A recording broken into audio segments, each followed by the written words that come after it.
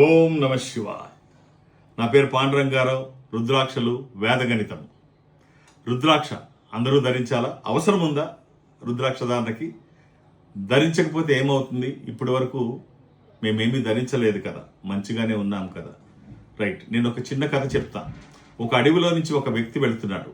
ఎవరో వచ్చి చెప్పారు, అడవిలో పులి ఉంది, ఈ వెపన్ తీసుకొని వెళ్ళు, ఈ కత్తి అని చెప్పారు.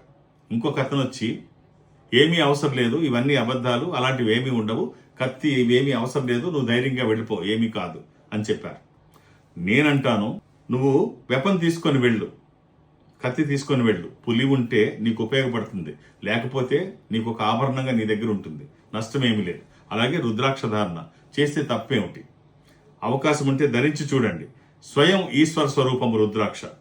ఒక రక్షణ కవచంగా నెగిటివ్ ఫోర్సెస్ మీ మీదకి రాకుండా విజయాలు పెంచుకుంటూ వెళ్లే అవకాశం రుద్రాక్షకు ఉంది. ధరించి చూస్తే మీకే అర్థమవుతుంది. వేద గణితం శ్రీ పాండురంగారావు గారు డేట్ ఆఫ్ బర్త్ చెప్పంగానే ఆ చక్రం వేయటం కానీ అది కానీ కొన్ని సెకండ్స్లో జరిగిపోయేటువంటి ఓ ప్రక్రియ. అలాంటి వారు మనకి ఇప్పుడు ప్రస్తుతం ఒక్క పాండురంగారావు గారే ఉన్నారేమో అని నాకు అనిపిస్తోంది.